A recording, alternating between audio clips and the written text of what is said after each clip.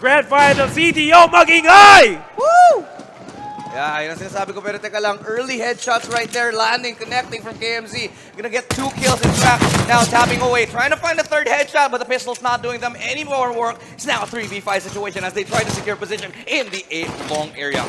Yeah, Metronoia, susubukan talaga nila may paglaban dito eh. Inherently, mas lamang yung Duhek dito dahil sa USP nila, lamang sila sa long-range engagements, and I think they are gonna be able to overpower Metronoia there.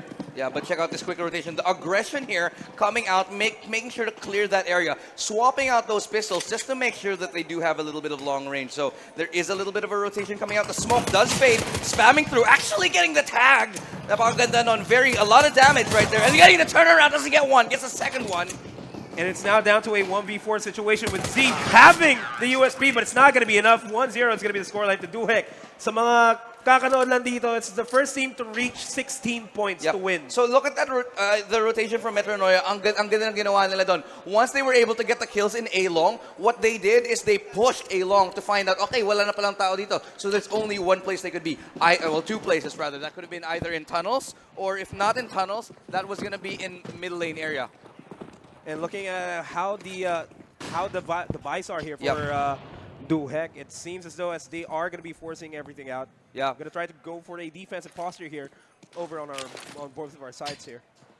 Now, little bit of just a hold here. Obviously, it's going to be ego rounds, obviously, because nowadays, yung economy sa CSGO, kailangan mo talaga mag-ego, kailangan mo mag-ipon. Pag matalo ka sa pistol round, mag-ego ka ng isa, full ego ka, pwede ka nang bumili ng mga rifle next round. And you don't want to force buy every round, especially on Dust 2. Pag Dust 2 kasi sobrang lugi ka eh. The only eco gun that you can really use on Dust 2 is probably the Scout or the Deagle because of the long range that you will be using with. Ooh. But filthy headshot there by Chris P. Chris P. Nice one, follow-up right there onto Jin. Trying to get the tap, and Crispy gets the second one, trying to get the refrag, but no, not going to happen. It's Sang all alone with a Deagle. Can he get the turnaround? No, picks up an M4, not going to find it this time. That's going to be a 1 for nothing exchange. That is a 1 for nothing Sorry, exchange. 1 for 5. 1 for 5. 1 for 5, yeah. Well, a 2-0 scoreline here is going to be increasing the odds for Duhek to win the game. Yep, and ito na yung pinag-uusapan natin. Nag-eco sila, kaya makakakuha na ngayon sila ng mga mas mahal na rifle. They do have a lot better utility. See where they posted up, but look at this early aggression here. Molotov's making life harder. The flashbang was so good. Enzo getting taken down, but the trade kill goes on to Jin right there. Gonna get the flashbang out, trying to help them get away, but the smoke's gonna prevent them from getting anywhere near. And they're gonna be playing it chill right now. There is still a lot of time here because they have to work with the time. As the terrorist side in this game, they need to make sure that Metronoia is on their toes. The CTs are only there to defend both bomb sites. If they can't defend the bomb sites, they won't be able to win the round. Actually, okay yung nangyari din kasi kahit hindi nila ko yung A-long, they were able to get a trade. Kasi pag T-side ka, basta Tero side ka, makakuha ka ng isa, kahit matrade yung teammate mo, okay lang yon. Every 4v4 is in favor of a T-side. Every 3v3 is in favor of a T-side. Because the less amount of problems that you have, the more you break through the crossfires. Yeah. You break through the crossfires, you break through the defensive positions, and you're able to secure your own and make your own mark on the map. Speaking of making their own mark here, not a lot of movement here for both of these teams. Playing it passive, waiting for any possible movements here for both these teams. Yep. We still got 42 seconds left in the round, so pwede pa silang mag-last minute push into A side or into B side. Depende sa kung paano lalaroin ng Duhek to. Ang tawag dito, ladies and gentlemen, ang reset. Pag nakakuha ng kill, reset nyo yung information. Make sure that the counter-terrorist or the terrorist don't have information. Pero flashback ngayon, lumabas sa mid lane. Getting that entry frag. Z gets another Stephen. Tingnan natin kung meron bang refrag dito. But it's actually going to be a refrag also in the A long side as the bomb now must have been spotted out because Z gets taken down. And as well as the bomb going to be taken down in a 1v2. So now, all alone, Jin has to make this work. And Jin does really have to make this work. He 8 seconds. is going to be surrounded. His shots need to connect here. Does have 5 seconds left. All he needs to do is survive to keep the AK from running here. And Prince is going to try to go for the kill, but it's not going to connect. Pero okay na yun, hindi niya nakuha yung kill. The thing is, kung hindi nyo alam mga kaibigan, kung hindi nakapagtanim ng bomba ang T-side, it is not going to be a victorious round at all. You're not gonna save any money. Kaya nag-save na lang dito si Jin. Dahil if he died right there, especially after time, he won't have enough to buy for the next round. So now they still have 1 AK on the side of Duhek to play with here. Prince does have the AWP. No matter if he's going to connect? No, it's not. Nate trying to follow that damage up, but no, gonna land a little bit, but not gonna tag them too much. Ngayon, pupush na sila, trying to secure a little bit. Gunshots roaring in A short. Gonna make that small area closed off with a smoke grenade. And they're going to play it safe here. Yep. The information going to be giving away onto the side of Metronoia. They are making a lot of noise, and Jin's dropping low on HP. Yun yung that was the one AK they had. Fortunately, they were able to recover it. But you have to realize that was good Molotov work, nade work. Ang ganda na yung smoke. And right behind it, the Molotov. So kahit saan ka pupunta, medyo alanganin yung pwesto. But look at this aggression right there from Endo. Gonna get the first one. Refrag, bodies right there to help him out. Crispy gets the exchange kill, and that's gonna be a clean round. 4 for nothing. Duhek. 4 for nothing. Metronoia. Metronoia. Medyo nagkabaliktad yung mga ladies and gents. But for yung Metronoia, Duhek is now on 0. Yeah. It's a tough game for Duhek here. Yeah, pero maaga pa naman. Round 5 lang naman. Kaya it is one of those games where T-side, sure, sabihin natin T-sided to eh. T-sided yung Dust 2, pero sobrang onti lang eh. By like a fraction is it T-sided. Oh, an aggressive push here by Mid. Oh no, the spray! Spray down wasn't connecting, and I think this is going to be an opening for Duhek to start pushing in. This is a 3v3 situation. Oh, but look at lower. Is they're already going to push through it. Nice flashback. Oh! One off. Does he have information on the second? Has to turn around. Must know there's somebody else there, and he's ready for it. Z gets the second headshot, and he goes down. Now to 1v3, all up to Sang. Sang does have trying to make sure that his shots are connecting. His shots barely connected. The spray just didn't come through. Sang wasn't able to make that connection. 5-0. Kailangan nilang mag-eco ulit. Gonna be a very, very tough ask to come back here. I mean, 5-0 still, I'm still not worried. 5-0 is a very, very decent score no matter what side you're on, no matter what side you're on. When you start getting to 7-0, that's when you have to start getting worried. Yeah, especially in a map like Dust 2 where the Ts will almost always dictate the tempo for the CTs. And maganda na yung ginagawa ng Metronoia dito na kinukuha nila lahat mga rounds sa CT side para wala silang pressure as soon as we switch sides later on in the game. Yeah, look at this. A little bit of an off-angle hold here. But what the heck? Sang! Deagle! Juandig! That was insane. Feel the thunder, mga kaibigan. Mukhang narakrak ang ulo dito. Sang got a beautiful 1D headshot. Let's see if he can open up any more than this. We know he has got crazy aim. See if he can push the site a little bit further and trying to find something. Like a up shot, landing nicely. Sang gets taken down. That's information on where the opera is, though, so now they know where to find him. But oh my God. That's going to be another deagle by Giljan. It's still doable. Kailangan gawin ng Duhek dito, mapulot sila ng barrel from Metronoia, and they should be able to force this up. Actually, sobrang kaya to eh, kasi 4v3 to eh. Pero oh, KMZ finding the nice connection through the mid doors there, brings it down to a 2v3. Medyo questionable sa akin yung nangyari actually. Nung 4v3 na, all they had to do was stick together, I think, and find the site and then take it. But I think they wanted to find one more pick before they could decisively go for another round. That's going to be Giljan on his own. He's not going to be able to be winning that. You're not going to be expected to win a 1v4 with a deagle. Tsaka sobrang off-angle din eh. Pixel angle, headshot angle lang talaga yun. So if you're gonna get that kill, you had to be on point with it. And with those pistols, especially a CZ, you're not gonna be able to get that kill. Pero ngayon, tingnan natin, 6-0, eco territory is done. Ngayon, mukhang mapapalaban na naman ang Duhek. Let's see if they're able to bring it back. Yeah, this is technically going to be a buy round here onto the side of both of these teams. So they have to make sure their shots are connecting. Mia's shots connecting. That is going to be trades after trade.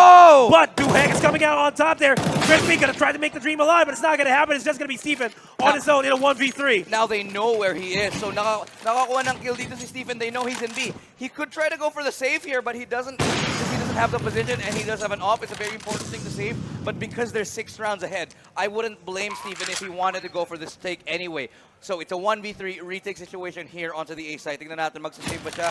Pulls out his, he knows that there's one there. Not gonna land the flick, trying to go for it. They're gonna get punished. Giljan gets the first round on the board. Duhek, 6-1. Duhek finally making their presence known in this game. This is a first team to reach 16 points. They're gonna win. Pero, meron din tayong overtime dito. Pag nag-15-15 yung scoreline natin, we are gonna be going to overtime. I mean, overtime, very taxing on everybody who gets to the overtime area. Sobrang hirap talaga. you do have a little bit more room to play with when it goes to overtime, but the pressure is so insane. But Sang getting a kill through the mid door is always so quick on the trigger. Getting that initial pick with the AWP is going to be vital for your team. They're going to bring down the CT side by one man. Look at how much it's opened the map.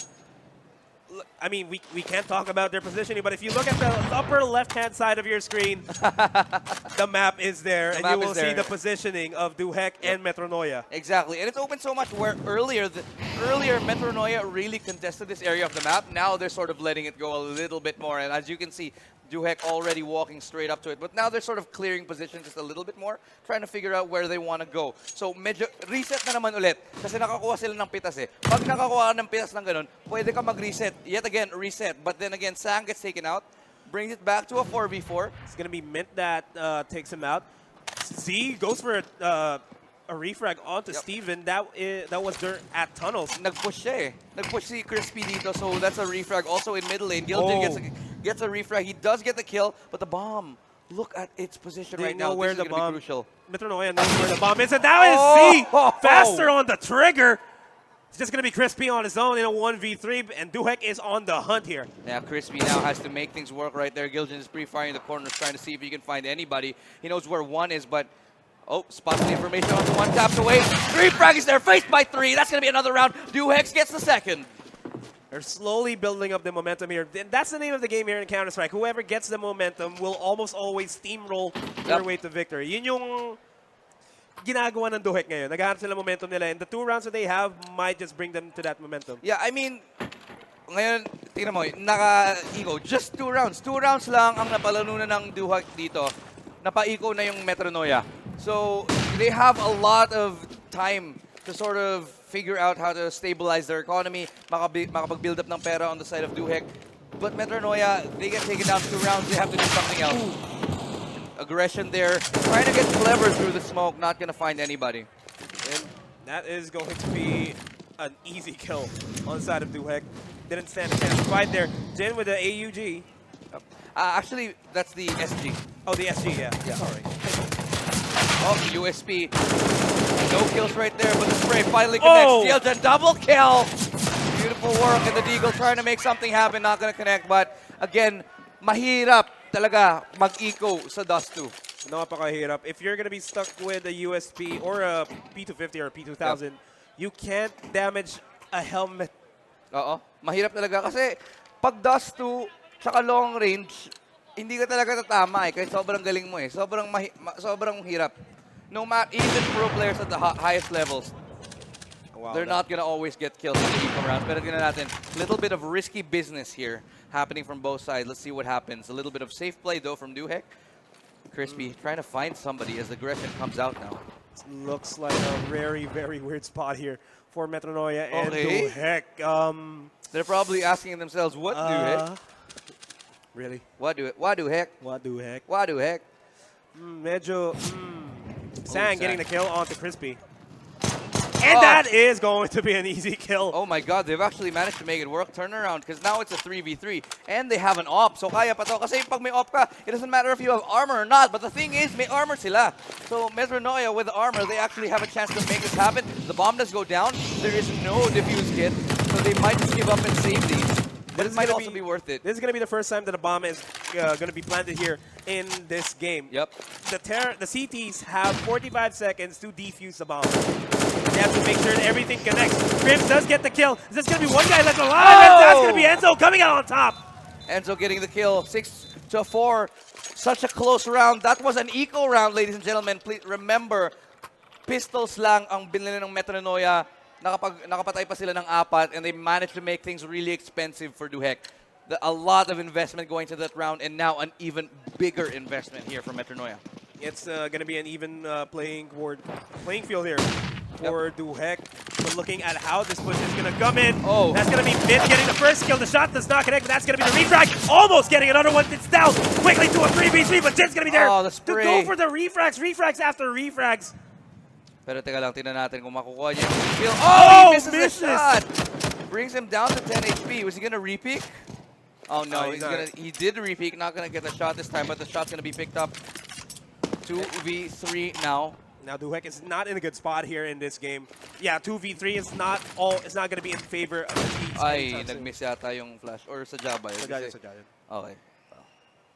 But yeah, they're going to have to play together here. And Metronoia has every base covered, basically, because they got 3 guys left alive. I like this positioning because when you're in a situation like this, you have 2 options if you're a CT. Pwede ka mag-gamble, pwede ka mag-stack ng CT on sites, or you can spread out and play super passively. The way that Metronoia is positioned right now, they're able to effectively rotate from one another. But look at that, Crispy with another headshot onto Sang. Not a headshot, but a kill. Not going to be able to follow that up because he's ready with a refrag.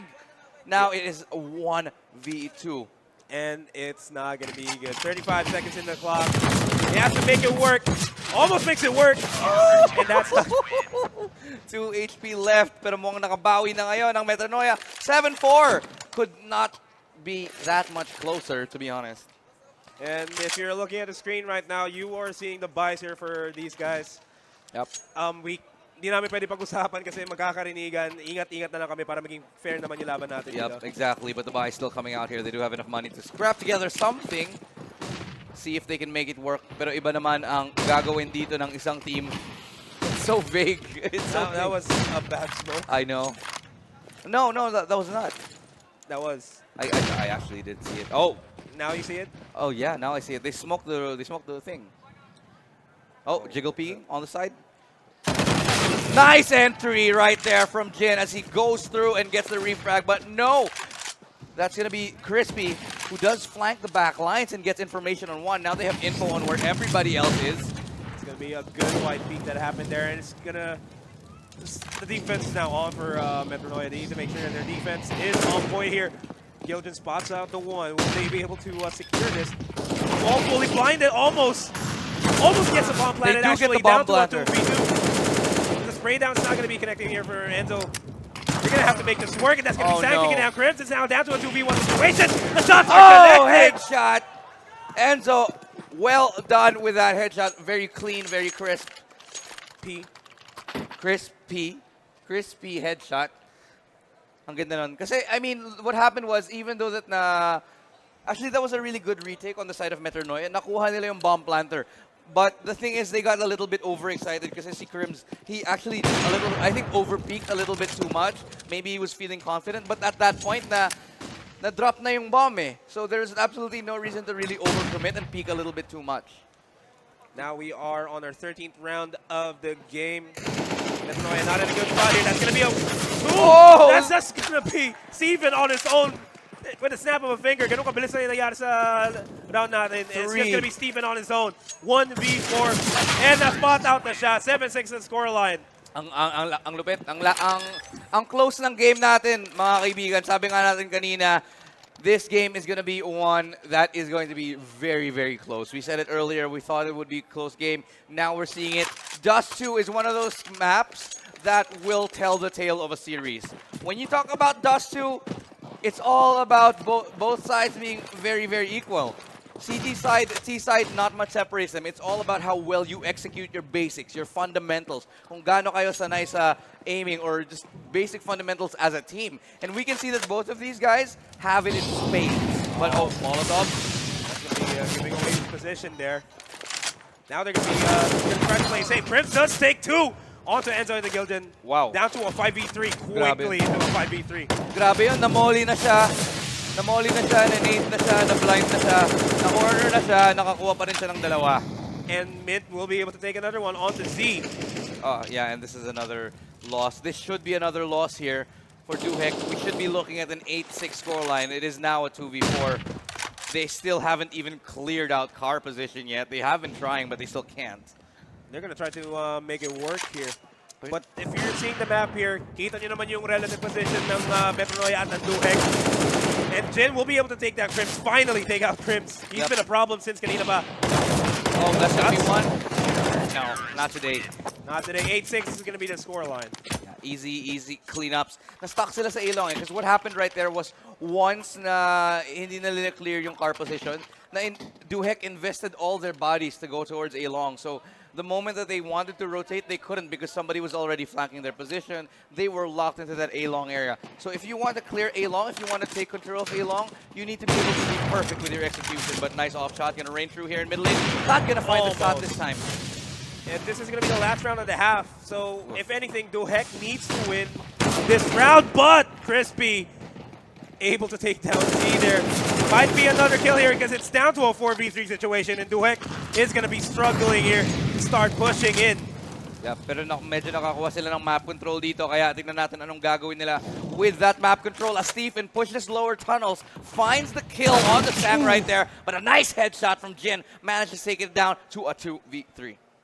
2v3 with still a lot of time remaining here. Can still be doable by Duhek. They just need to play the mental game. Kailangan nila masaiko yung Metronoia GG. Saan ba kami pupunta? Saan ba kami magpupush? But they, okay, so this is the thing. They do have the bomb in their hands, and they do have 1 minute to play. So there is a little bit of a saving grace, but look at the utility being used by Metronoia. They use their utility so well, holding it onto the late game, na para kahit may late game execute, kahit paano may utility sila. Robberino taking down Jin while he was dropping. It's now down to Giljan on his own.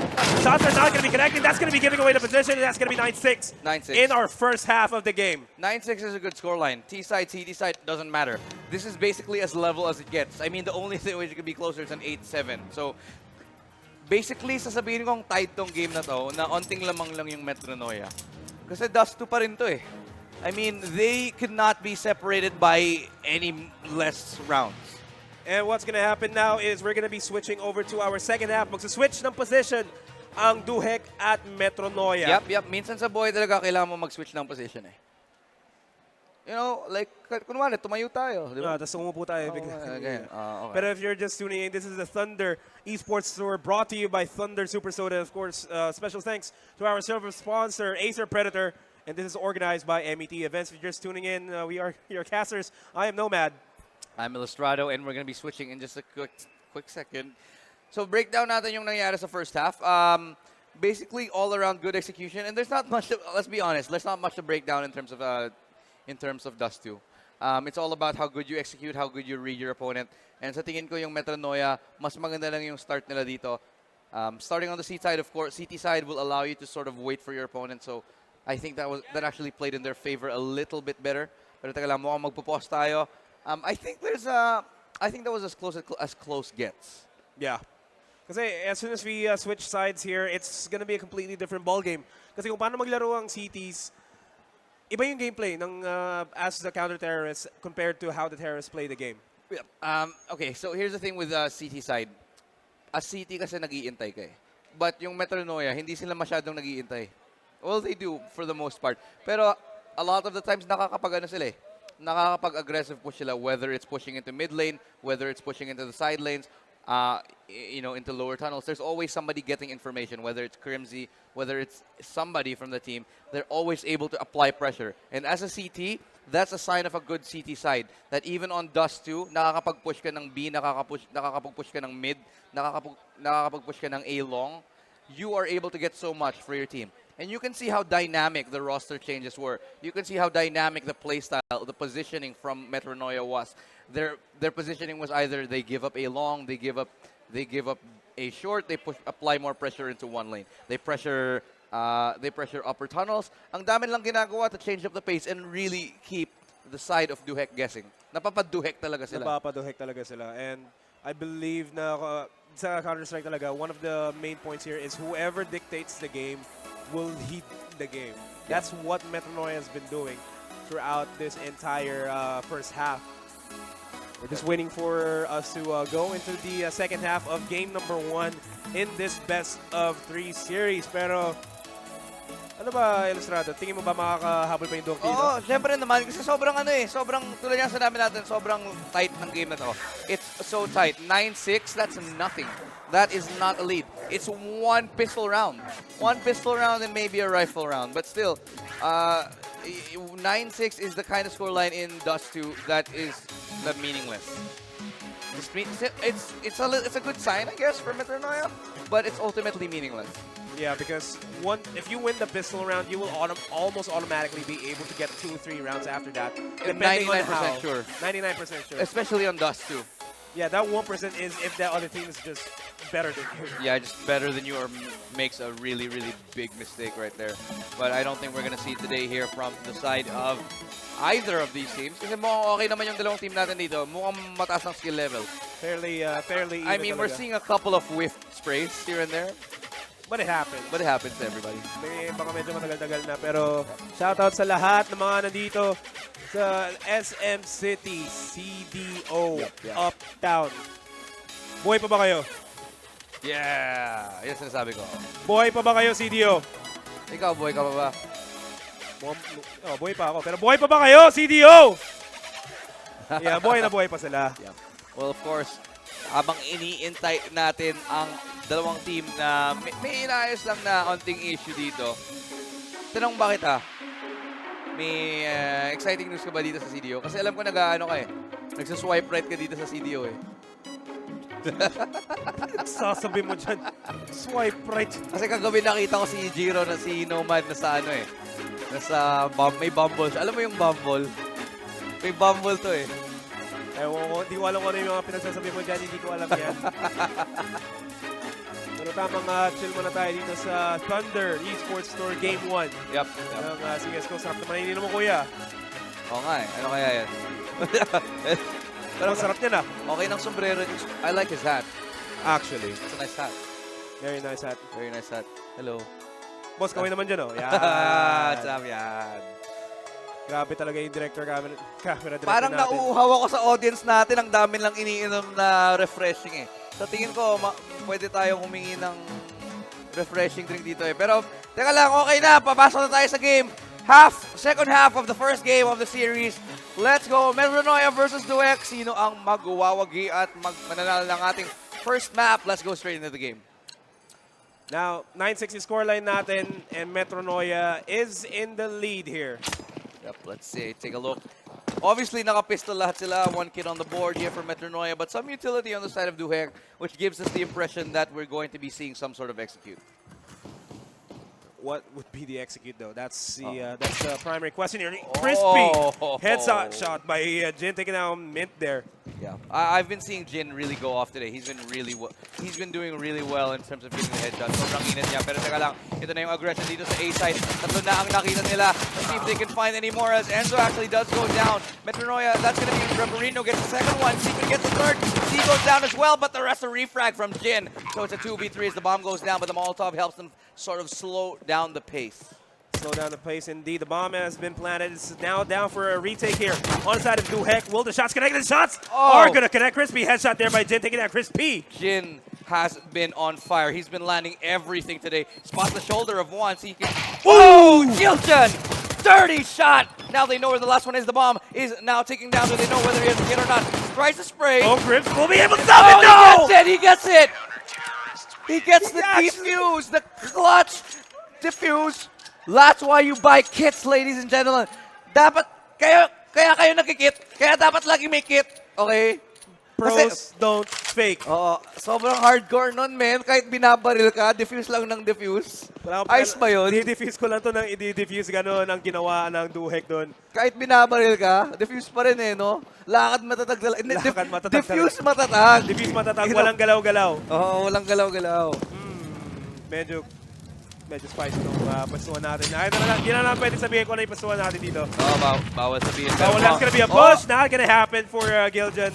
Mukhang nakita niya na ang huling, the last moments of his life when he walked into that tunnel. But now the kills are all gonna come in. There's gonna be a good spray down as Reverino gets that kill onto Z now. Now down to a 3v2. The bomb has been planted. Crispy headshot by Enzo, taking out Steven. 2v2 completely doable by Duhek. They just need to make sure they check their corners. Rubberino will be able to take down Enzo and getting another one onto Jin. Ang hirap kasi ng crossfire na yun Sa totoo lang, ang hirap labanan ng crossfire sa B. B site in Dust 2, isa na yun sa mahirap na site na i-retake. Lalo na pag kulang kayo. At the start of the round, it's a little bit more doable to take it because there's crossfire set up. Sure, there's at most like 2 people in the site. And it's a little bit doable to take the site. But to retake it when there's like 3 terrorists or 3 Ts holding that site, sobrang hirap gawin nun. Now, Duhek is in a bad spot here in the 18th round of the game. A USP versus an AK-47. Okay.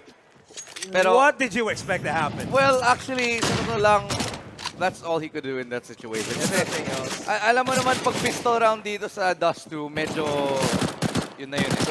Oh, the season actually make it work, but Pero at still. least nakakuha silang dalawa. Kasi sa totoo lang, pag pistol round sa Dust 2, malaking bagay na yung makakuha ka ng dalawang kill eh. Sobrang hirap makakuha ng kill sa Dust 2 pag pistol round. Kailangan talagang, you need to really try hard to get these kills, you know? Yeah, and Metronoia is inching closer and closer to match point here. 11-7.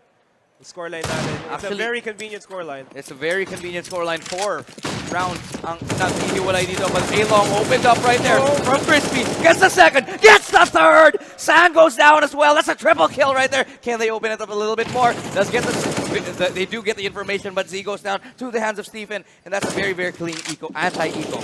That's going to be Gelden on his own in a 1v5. This is an automatic round for Metronoia, making it 12-7. Oh, ang ganda ng pick nila ng A-Long. Sobrang linis. I mean, to be fair, it's an eco round. Kaya medyo expected na siya. But at the same time, you have to admit that ang ganda, ang linis ng take ni Crispy doon. Tingnan natin ang scoreboard ngayon. Ang mga score dito. Crispy 17 kills, Stephen also on 17. The only person to match on the other side is Giljan, also with 17. Who has been undoubtedly on fire Yep. ever since we started, but there has been something lacking here on the side of Duhek, but I'm pretty sure they should be able to get back their mojo.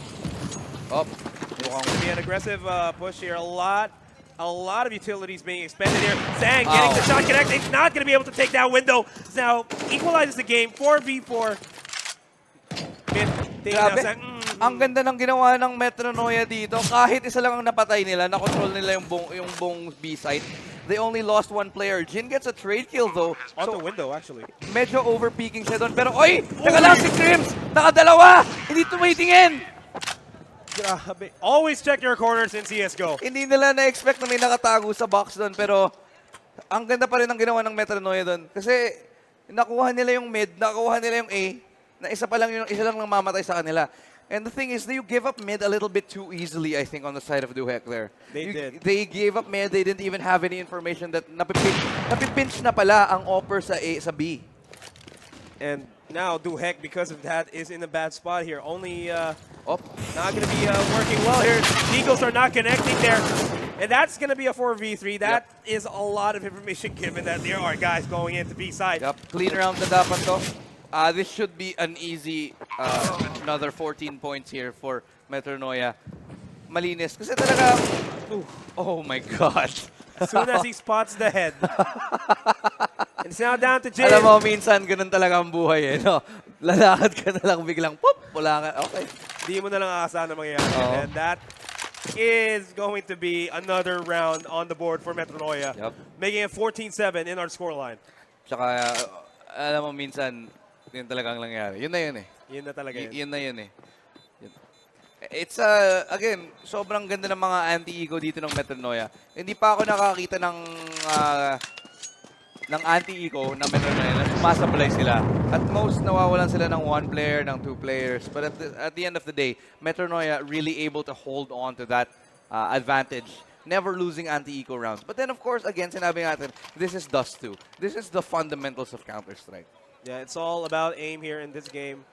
You have to make sure that your aim has always been on point. Interesting to see on the side of Duhek, their equipment. Oh, ang sakit noon, Giljan. Actually gets staggered. But, I mean, yep. you just have to make it work. Oh, and the spray. Oh, the spray down. Ay, Will be able to nakuha find niya. one. Nahanap niya. Na-sense niya, sabi niya, may amoy tao dito. May tao May dito. nangangamoy Baril dito. nga. Baril nga natin, nakahanap siya. Ayun. Ganun kasimple lang yung CSGO. Yun mga lang yan. kaibigan. Alam mo, sa CSGO, importante yung sound. Paano pag may smell? Di ba? Pag minsan kasi sa CSGO, nasa smoke kayong dalawa. Speaking of which, the shots are not connecting by Mint there. 4v3, but that's going to be information given. Yep. Ay, pero 4v2. Medyo, 4v1. Oh, 4v1.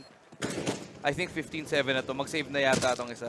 Tignan natin kung save siya. Whoa, nauna pa si Enzo doon. Save. 34 HP. Pero nakita siya? Kita siya. Oh! One dig. Pero isipin mo yon. Pag sa CSGO, maririnig mo yung kalaban mong katabi mo. Pero pag nasa smoke, hindi mo makikita, hindi mo maririnig. Paano kung naamoy mo? Paano kung naamoy mo? Dapat sa may headphones, dapat meron ka din malalagay sa nose para para makapag-amoy ka. May nasal ka nila. May nasal, oo. Ihirap na. Sabi mo, amoy ano Amoy, Amoy pulbura. amoy putok dito Baril nga ako dito. Pero grabe naman ang ginagawa ng Metronoia doon sa mid-side. Yep. Standard na to. Pero match point dito, Z getting the first frag right there, making it a 4v5. A little bit of an advantage here for Duhek. Mukhang they're finally starting the round off with a little bit of advantage. Once nanalo Metronoia dito, Oh. once nanalo Metronoia, they are going to be winning game number 1. And this is a little bit better for me from the side of... Grabe! Grabe, ang bilis! Balikat lang itinamaan, mga kaibigan. And now it's down to a 3v3. Will Duhek be able to come out on top of this? Hindi niya matrade yung kill pero okay lang yun dahil isa na lang natitira. At nakuha niya Duhek hanging on by a thread. 8:15 will live to fight another day. Nakuha niya pa yung AWP. And here's the thing with, as I was saying, when you are playing CSGO like this at this, I just totally forgot what I was going to say. That round was so exciting, I just totally blanked out. Always happens to you. Yeah, I know. I know you blank out all the time. Yep. But yeah, 15-8 still the scoreline. Metronoia still on match point. So at any moment in the game, if Metronoia wins this, game number 1 is going to be theirs. I think that smoke is actually potentially more harmful than it's helpful. Ooh! Hold up though, Zan getting 2! Oh, grabe. But gets refrag by Rabarino. Close range with the AWP spray, not connecting. Does find Jin though. And now they make their presence known onto the A-short area, and the two people facing Z, not going to allow him to get anywhere closer. This could be another Metronoia round. Could be going 16-8. Might be game number 1 for Metronoia. It's going to depend on Duhek. It's all or nothing for them to force in overtime. That's the only way that they can bounce back from this. And this is a smoke that you can maneuver around here. Awkward, but they find the headshot through the smoke anyway. It's just going to be Enzo on his own in a 1v3. Oh, Duhek Enzo has to fight for his life here. Has to play the best CS he's ever had. Has to land every single headshot, but the crossfire looks good, and Rabarino's ready for it. He already knows. Checks the wrong side. That's going to be 16-8. First game going to Metronoia. This is a best of